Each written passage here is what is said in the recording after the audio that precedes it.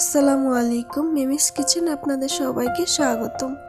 আজকে আমরা তৈরি করে দেখাবো মজাদার ফুলকপির রোস্ট।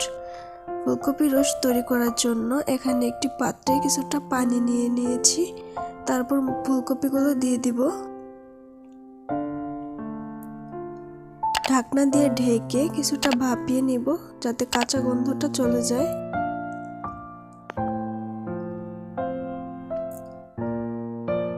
একটি প্যানে পরিমাণ মতো তেল দিয়ে ফুলকপিগুলো ভালোভাবে ভেজে নিব হালকা করে।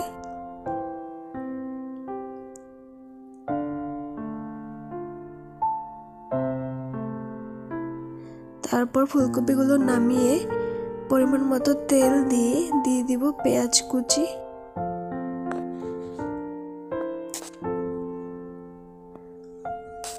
পেঁয়াজগুলো ভাজা হয়ে গেলে দিয়ে দিব পেঁয়াজ বাটা,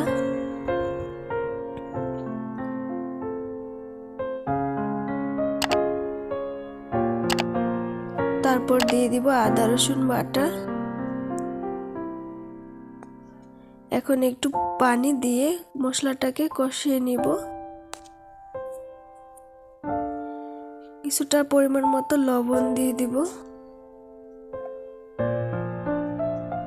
তারপর দিব 3-4টা লবঙ্গ, 3-4টা দারচিনি,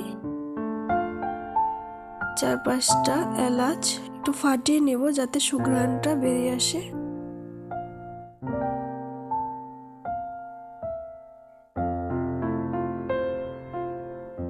এখন আমরা দিয়ে দিব মরিচ গুঁড়ো,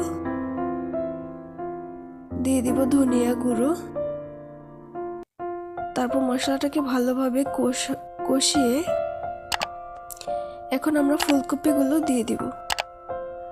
মশলাটার সাথে ফুলকপিগুলো ভালোভাবে মিশিয়ে একটা ঢাকনা দিয়ে ঢেকে দিব। কিছুক্ষণ পর উঠিয়ে আবার দিয়ে দিব 4-5টা কালো গোলমরিচ। তারপরে দিয়ে দিব 1 কাপ তরল দুধ, 1 কাপ পানি। ভালোভাবে মিশিয়ে আমরা এখন একটা তেজপাতা দিয়ে দিব। তারপর দিয়ে দিব 2 টেবিল চামচ চিনি।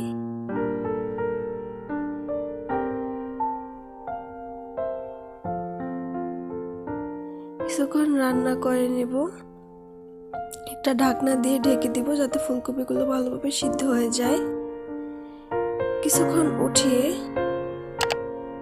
পর উঠিয়ে আবার ঢাকনা দিয়ে দিব নেড়েচেড়ে।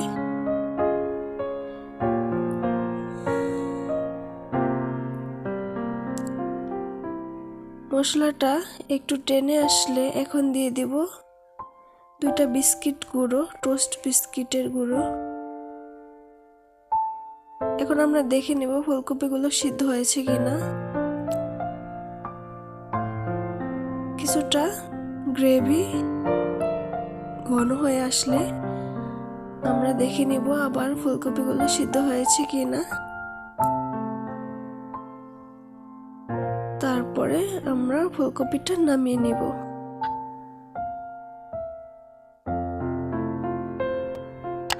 সবাইকে ধন্যবাদ। আসসালামু আলাইকুম।